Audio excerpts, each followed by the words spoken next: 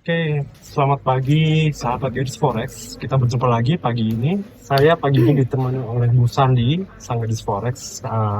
Kami akan menganalisa market gold, kemudian ada Bitcoin, Bu ya. Betul. Kemudian market apa lagi?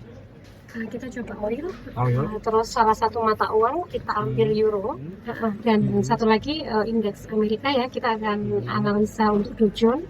Barangkali untuk preferensi sahabat-sahabat investor di penonton Gadis Forex ya, yang biasanya mengambil saham, karena biasanya untuk orang-orang yang transaksi di saham itu melihat pergerakan harga Dow Jones. Betul. Kemarin Dow Jones tutup di berapa, kalau ada kenaikan berarti kemungkinan hari ini IHSG juga akan mengalami kenaikan. Betul. Dan gold tadi malam bahkan 2 hari lalu ya, itu sudah menembus ATH, teman-teman. Betul. Sudah di 2480 sesuai prediksi dari Bu Sandi. Betul. Luar biasa, bahkan Bu Sandi disebut dukun sama teman-teman. Gimana tuh Bu? Senayan, gimana Bu ceritanya? Iya. Saya nggak ada sertifikatnya ya untuk jadi dukun forex analisa, cuman sebenarnya semua angka itu bisa kita lihat by technical. By technical. Jadi ini nanti kita akan kupas apa yang kita bisa lihat dari indikator yang kita pakai ya. Kita pakai bantuan pivot point, kemudian yang kedua kita pakai RSI. Jadi kita akan menganalisa hari ini mau kemana Bu ya? Iya, betul. Gerakan harga akan kemana? Baik, kita mungkin langsung ke chart aja Bu ya. Oke. Pertama kita lihat gold dulu ya Pak. Oke, ini sudah SISD di time frame Daily dulu. Nah, jadi biasakan kita kalau menganalisa itu pakai time frame yang besar dulu. Siap. Oke, daily. Oke, daily. Nah ini kemarin agak dikecilkan boleh. Oh, ini masih ada stochastic ternyata. Agak dikecilin seperti ini. Ya, kelihatan semuanya karena saya suka melihat pola. Lebih kecil lagi boleh? Oke, lagi. Nah, ini. Kenapa kalau kita mau menganalisa itu tidak boleh melihat hanya sebagian candle. Karena candle itu kumpulan dari candle itu bisa membentuk sebuah pola. Nah, kalau saya lihat ini kan memang trennya naik ya Pak ya. Iya benar, naik. Kemudian dia sempat sideways ya kan, ketika dia nge-break ini 2450 ya, kemudian dia sideways, kemudian di reject kembali di sekitar 2300, kemudian dia kembali naik dan kemarin bikin all time high 2480 sebenarnya 2480 ya 484 malah. Iya, kemarin itu 2482 poin sekian ya. Cuma memang kalau angka itu kita memang nggak bisa persis ngomong 2480. Angka itu angka resisten atau angka support itu namanya area. Jadi biasanya atas bawahnya kurang lebih range 3 poinan. Nah, atau supply and demand itu Bu. Supply and demand, betul. Atau supply and demand. Betul. Nah, kenapa kemarin saya sampaikan bahwa gold bisa ke 2480 secara saya dibantu oleh indikator pivot itu di resisten 3 gitu pergerakannya lihat ini boleh dibesarin, ini kita sudah lihat polanya, nah ini kita besarin lah gitu. Lebih besar lagi? Cukup ya. Jadi menurut saya pergerakan hari ini dan begini, ini membuat 3 puncak ya, puncak pertama, puncak kedua. Puncak pertama ini ya, ini 1, ini puncak 2, kedua, kemudian yang ketiga, ini puncak ketiga. Menurut saya memang triple top. Bisa jadi triple top. Kalau ini nanti jadi turun, tapi memang menurut saya gold bisa ke 2500. 2500. Oke. Cuman memang untuk kesana menurut saya biasanya itu dia akan bikin dulu. Ada koreksi dan lain sebagainya. Nah, menurut saya kalau hari ini ya berdasarkan dari candle yang kemarin itu kan bergerak antara 2480 sampai dengan 2453 kalau nggak salah ya, low-nya kemarin. 56. Ya, 453 betul. Ya.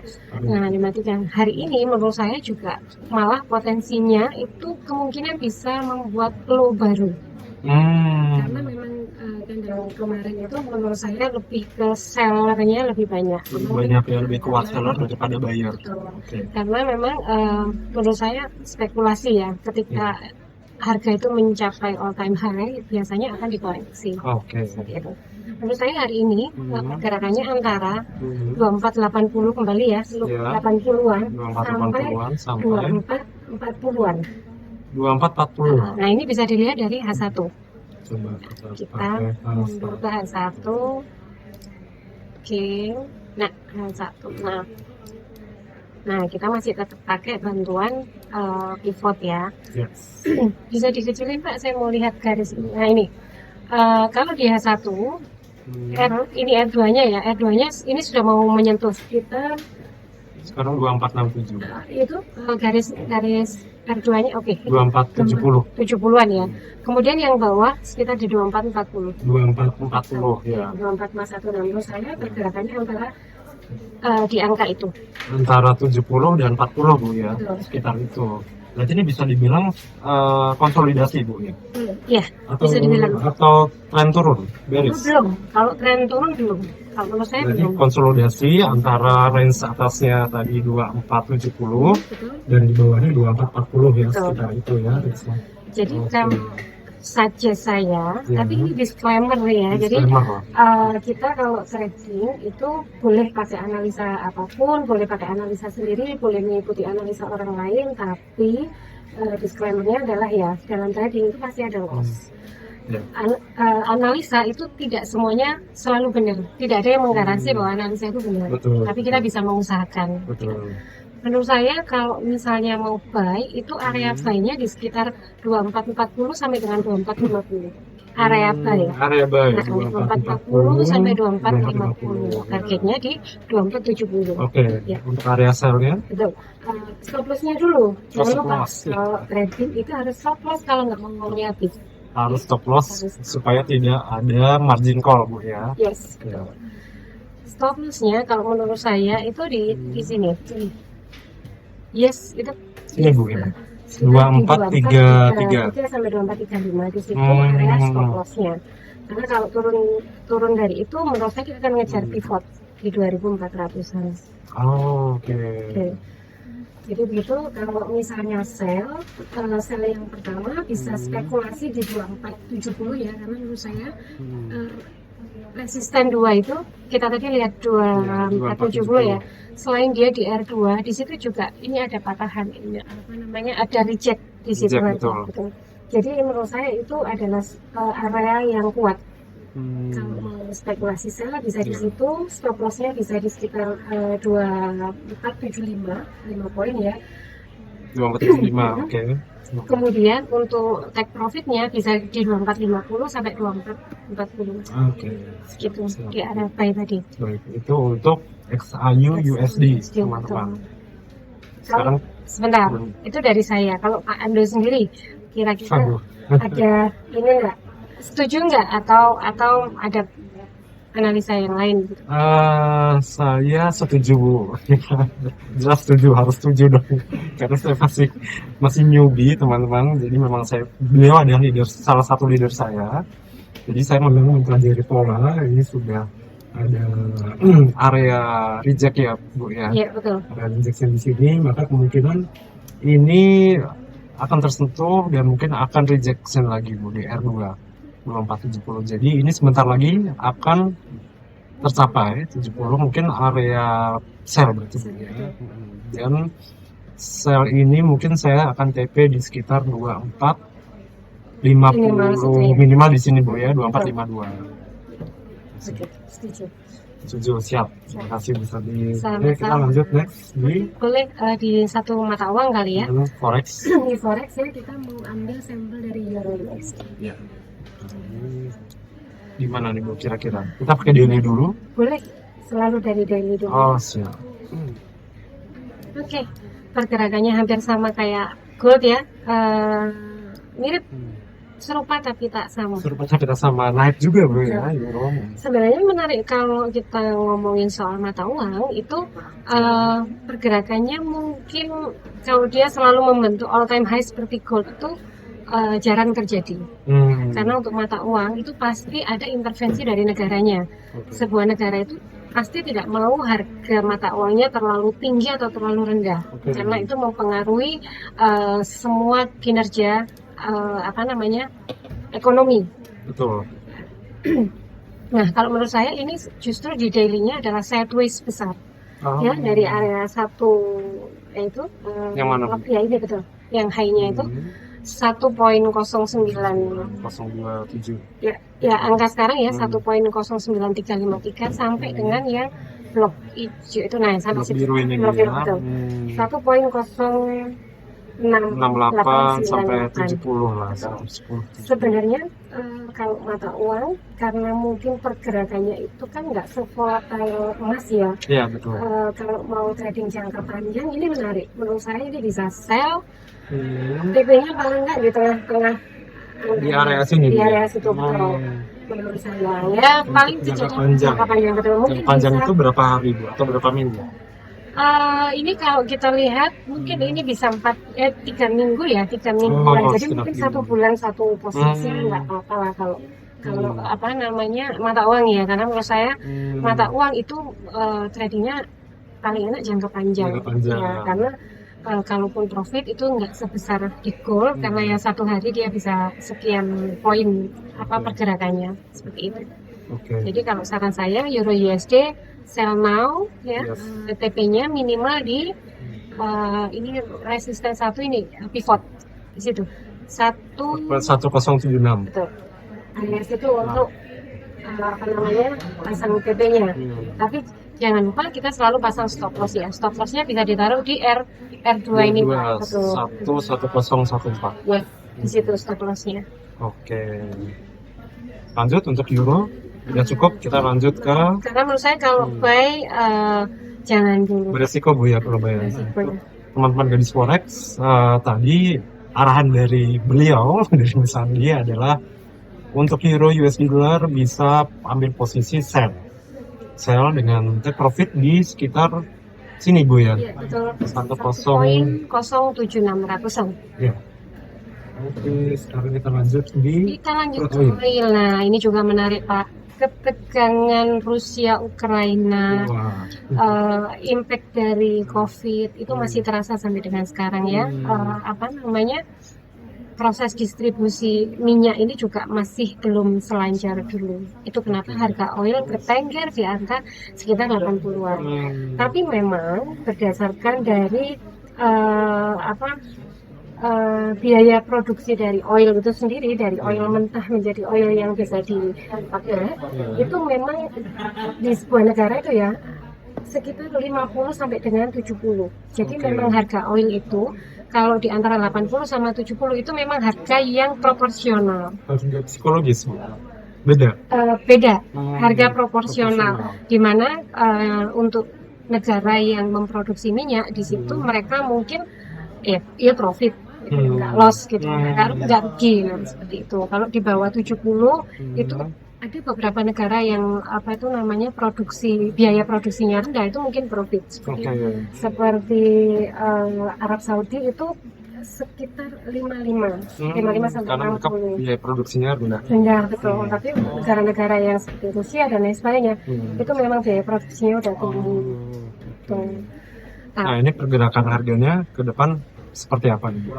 Kalau saya melihatnya juga masih sideways antara 80 sampai 70. Kecuali ada tensi yang panas lagi ya Pak antara negara-negara di sana yang ada invasi betul dan lain sebagainya. Apalagi kalau misalnya sebenarnya Rusia Ukraina ini kan belum selesai ya. Campur tangan Amerika, campur tangan negara Eropa itu juga masih, cuman memang tensinya sekarang nggak sepanas tahun kemarin. Ini sudah agak mereda, tapi belum selesai. Kita tidak tahu ya. Harapan kita sih tidak pernah terjadi yang lebih panas lagi karena itu bisa memicu perang dunia ketiga. Kita sama-sama nggak mau karena itu nanti bisa jadi krisis ekonomi semua. Amin. Semoga kita tetap selalu aman dilindungi Tuhan Yang Maha Esa.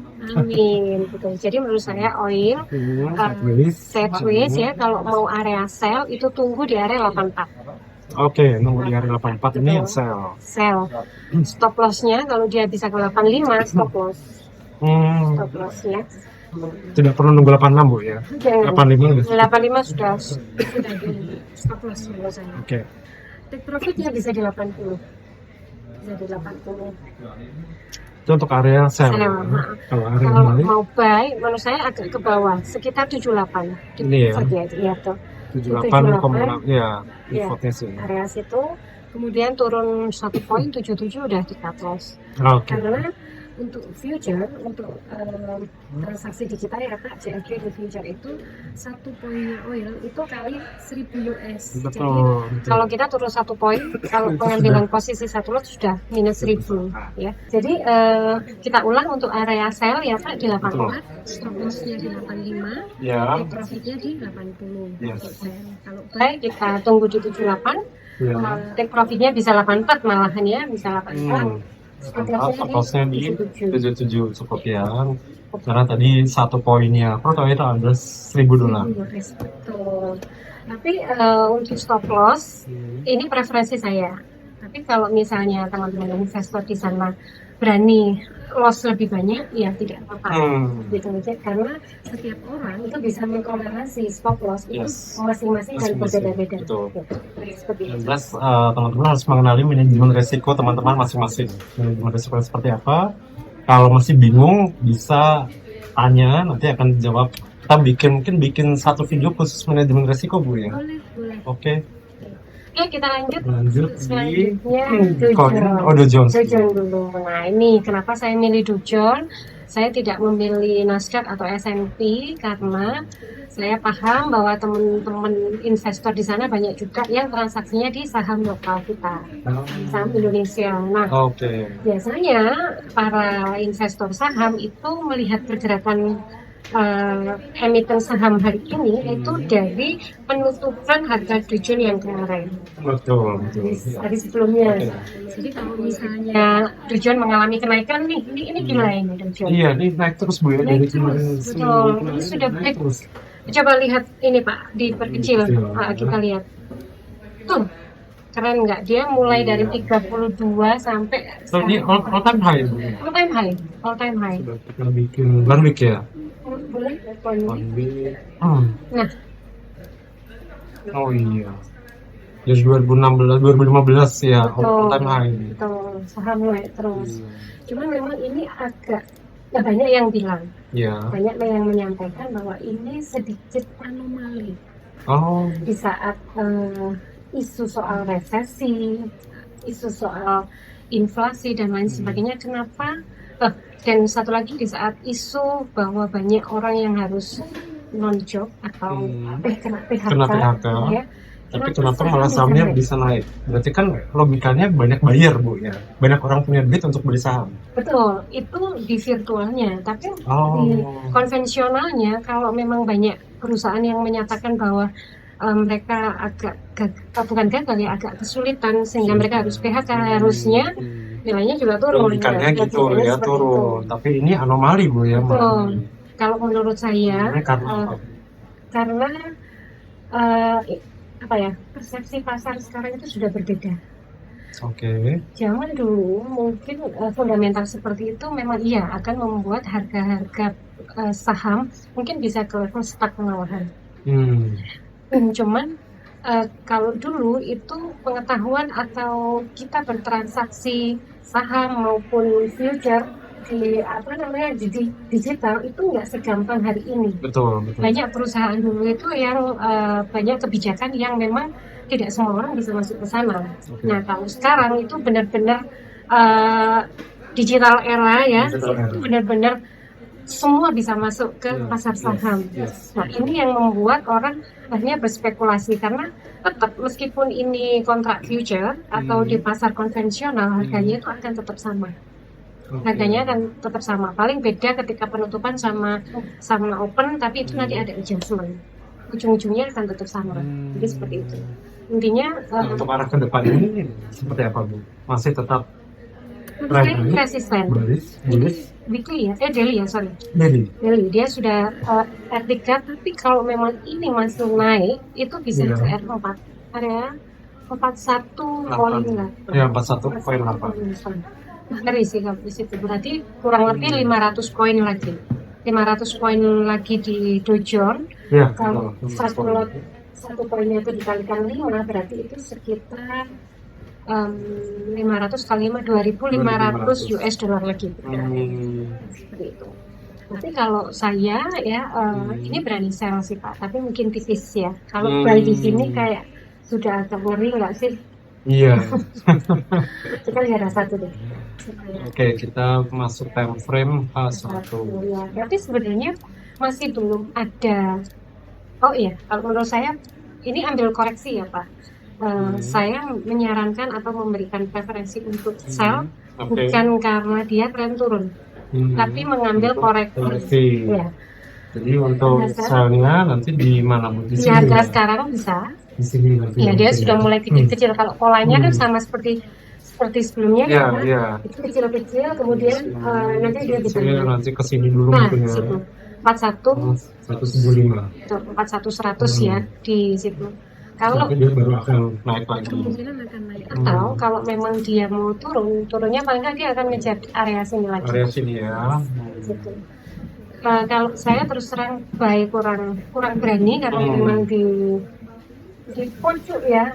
Nah, di pojok ini di pojok. Meskipun sebenarnya kalau di dalam harga itu nggak ada yang namanya poin atau bawah. Itu bisa di-print kapanpun. Gitu. Betul. Ya, tapi ini saya bisa menganalisa untuk posisi sell, targetnya di mungkin area 4100 atau 4100. Bisa dilihat. Untuk stop lossnya? Stop lossnya di atasnya sedikit, ya 41400. Oke. Itu untuk Dow Jones ya. Jadi kalau untuk mau buy lagi agak beresiko Bu kayaknya, takutnya udah dipucuk nih ya. Betul. Kalau buy malah nunggunya di sini Pak, di area poin 900. Di situ kita buy. Dan itu pun juga ambil take profit sedikit aja Bu ya. Betul. Nah ini kalau teman-teman di saham itu kan bisanya cuma buy Pak, nggak bisa sell. Beda dengan kita. Nah kalau teman-teman di saham misalnya ada yang nyangkut sudah beli di atas di saham apa gitu misalnya, nah, sebenarnya ada cara masuk ke tempat future seperti kita di hedging jadinya. Ketika di market spot itu posisi buy tanpa perlu menjual sahamnya dulu. Sebenarnya kalau mau jual rugi nggak apa-apa, tapi kan kebanyakan orang nggak mau jual rugi, maunya rugi. Nah, untuk para investor yang memang memutuskan untuk menunggu harga kemudian naik lagi, mungkin bisa di hedging itu di market future. Di posisinya sell. Gitu. Jadi posisi buy-nya ditahan, tapi di market future karena kemungkinan ada koreksi turun kita juga dapat profit dari sell-nya. Betul. Itu caranya. Gitu. Makanya sebenarnya nggak ada yang benar kalau misalnya aku cuman percayanya saham aja atau aku percayanya sama forex aja. Harusnya nggak seperti itu. Seperti itu ya, tetap minded. Betul gitu. Karena saya rasa market spot sama market CFD itu pasti ada keuntungan dan kelebihan. Keuntungan dan kekurangan ya betul. Jadi kalau memang pas ada kekurangan di market spot, kenapa kita nggak bisa ambil kelebihan di market future? Nah itu itu sahabat Deals Forex. Jadi tadi pasar futures itu ketika harga naik kita buy bisa dapat profit, tapi ketika harga turun kita sell itu pun masih bisa dapat profit. Betul. Gitu. Oke, lanjut. Nah, yang ditunggu-tunggu paling ditunggu meskipun tidak banyak mungkin atau bahkan lebih banyak ya marketnya yang suka dengan cryptocurrency. Nah kali ini saya mau sedikit membahas soal neneknya, kakeknya, suhunya cryptocurrency yaitu Bitcoin. Ya. Nah, ini sudah bukan menjadi sebuah isu ya. Banyak orang katanya kaya dari Bitcoin, tapi juga banyak orang yang miskin karena Bitcoin. Kenapa? Karena mereka sukanya beli di pucuk, mereka FOMO. Harganya di bawah nggak mau ikut beli, terus itu harganya rally dan sudah hampir di atas, orang beli ikut. Terus akhirnya ke kantor, terus akhirnya merasa aku ketipu di Bitcoin, nah itu. Miskin. Itu bikin miskin karena banyak yang kaya juga. Betul. Karena harga Bitcoin kemarin sudah tembus 1 miliar Bu ya. Sudah ya, Poinnya ya. 70.000 ya, coba kita kalikan. Hmm. Kalau harganya itu tertinggi 72 sekian gitu. 72 kalau dikalikan 16.000 sekarang, 72.800. kalau dikalikan 16.000 kita nggak punya kalkulator. Pergerakan harga Bitcoin yang kemarin menyentuh harga tertingginya di 72.000 Iya. atau kalau dirupiahkan sekitar 1,1 M Oh iya. ya. Tapi menarik loh Pak, saya itu mengikuti Bitcoin dari 2010 akhir 2011 itu Oh. masih harga 250.000. Wow. Itu berarti 12 tahun 13 tahun ya. 13 tahun yang lalu. 13 tahun dan itu coba kenaikannya dari 250 Luar ke biasa. 1 M. Luar biasa. Luar biasa. Nggak bisa berkata-kata. Orang yang bisa menahan ketika beli di 250 sampai 1 M ya mereka pasti profit besar-besaran. Kalau sekarang perlu hold atau jual Bu? Kan ini harga tinggi nih. Kalau saya jual dulu. Jual dulu aja ya. Karena ini kan sebenarnya bikin pola Pak, bikin Iya. base ya, bikin apa tadi supply and demand besar ya. Betul. Ini sama ini sampai turun sini. Dan ini sekarang dia sudah berada di area resisten menurut saya, meskipun kemungkinan dia masih akan coba di area 70-an. Tapi dia secara daily ya dia sudah kecantol pivot Oke. ya. Tapi kalau itu memang naik dia akan ke R1 ya 70 Sini ya. situ. Oke. Tapi menurut saya kalau mau buy itu nunggunya di sini. Di situ. Sekitar segini Bu ya. 59 sampai 60.000. 59-60.000. Terus sekarang menurut saya sell dulu karena candle yang kemarin itu ada 2 candle terakhir itu menggambarkan kebingungan para investor ini mau melanjutkan naik atau masih mau turun gitu. Oke. Menurut saya masih akan banyak ngolek di harga yang bawah sebelum dibawa naik gitu. Jadi kalau Bitcoin menurut saya bisa sell, take profitnya bisa di 60 kalau yang market CFD kayak kita ya. Iya. Tapi kalau yang spot, teman-teman yang spot yang hanya bisa buy, hanya nunggu di 60-an. Di 60-an. Keluar lagi, seperti itu. Tapi ini menarik loh Pak Bitcoin, meskipun banyak yang menyampaikan bahwa Bitcoin ini kan tidak bisa menjadi alat tukar, Iya. ya kan? Tapi dari apa ya ketidakpastian geopolitik hari ini dan mungkin praktek-praktek bank-bank sentral yang dianggap tidak menjawab yang dianggap tidak menjawab kebutuhan atau bahkan malah mempersulit para investor besar, mereka itu justru melarikan uangnya ke Bitcoin. Makanya harga Bitcoin terus naik. Terus ya. Betul. Karena memang sistem yang dibuat, sistem blockchain yang dibuat, misalnya transfer Bitcoin dari satu akun ke akun yang lain itu memang ada yang mengontrol, pajak dan lain sebagainya. Seperti itu. Kalau untuk masyarakat Indonesia sendiri Bu, sekarang di Indonesia mungkin regulasi pemerintah terhadap Bitcoin seperti apa ke depannya? Sebenarnya di semua negara, menurut saya itu tidak akan pernah menjadikan Bitcoin sebagai alat tukar. Itu tidak akan pernah karena juga kita tidak pernah benar-benar tahu siapa sebenarnya yang menciptakan Bitcoin. Katanya sih yang orang Jepang, cuman kan kita nggak tahu beneran beliaunya ada atau enggak karena memang itu hanya aktornya aja. Betul. Tapi di belakang aktor masih ada sebetulnya. Betul. Ilmu konspirasinya saya nggak bisa menerawang sampai situ. Nah, cuman kalau untuk sebagai alat transaksi aset ya, kalau saya bilang lebih ke aset seperti kayak gold gitu, menurut saya Bitcoin cukup seksi karena bukan karena dia menjawab keputusasaan menurut saya pemegang uang terbesar di seluruh dunia ini, tapi juga menurut saya followernya itu sudah banyak, nggak bisa kita bendung. Kita nggak bisa ngomong lagi itu kan nggak sah, nggak ada yang mendirikan dan lain sebagainya. Tapi kenyataannya Bitcoin itu dijadikan salah satu alat transaksi jual beli. Dan kenyataannya juga itu diterima ya. Di banyak negara-negara maju itu sudah toko-toko besar, bahkan toko online pun juga menerima pembayaran dengan Bitcoin. Tapi dulu itu di Bali saya pernah, itu ada loh kafe Oh, kafe. Kafe, kalau saya Oh. enggak. Kafe Jadi ya beli kopi, pakai Bitcoin. Bitcoin. Iya, Wah. itu dulu bisa. Tapi Betul. kemudian memang dirapikan sama pemerintah, kemudian memang Sempet ya. sempat. Hmm. Betul. Tapi saya tidak sedang promosi. Tapi Bu Sandi sendiri punya aset Bitcoin. Punya dong. Wah, Punya dong. mantap. Oke.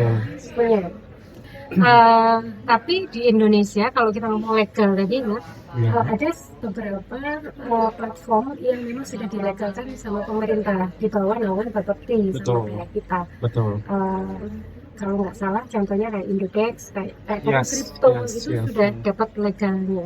Dapat izin untuk memasang Bitcoin itu Betul. untuk kita jual beli. Oke. Sepertinya itu Cukup ya Bu ya, bincang-bincang kita cukup untuk hari ini. Betul. Kita akan lanjut besok pagi. Betul. Besok, oh iya Jumat masih ada market ya. Masih ada market besok ya, ditunggu ya Garis Forex. Mudah-mudahan kita bisa lebih cepat Betul. untuk publish, ditunggu aja besok pagi ya. Dan kita rencananya memang bikin ini setiap hari ya Pak, supaya Yes. teman-teman yang mau transaksi nih itu punya sudut pandang atau punya gambaran kira-kira. Teman-teman yang masih bingung mau buy atau mau sell, tonton Ya, video kita, tonton video kita. subscribe, ikuti terus, like, share ke teman-teman. Ya Yes. Pak ya, nanti kalau kita komunitasnya udah besar, kita bikin event bersama Yes. untuk ya tanya jawab. Dan mungkin kedepannya kita juga akan mengadakan live trade Bu ya. Oke. Kita trading bareng secara live. Oke, sekian. Thank you. Bye-bye. Thank you.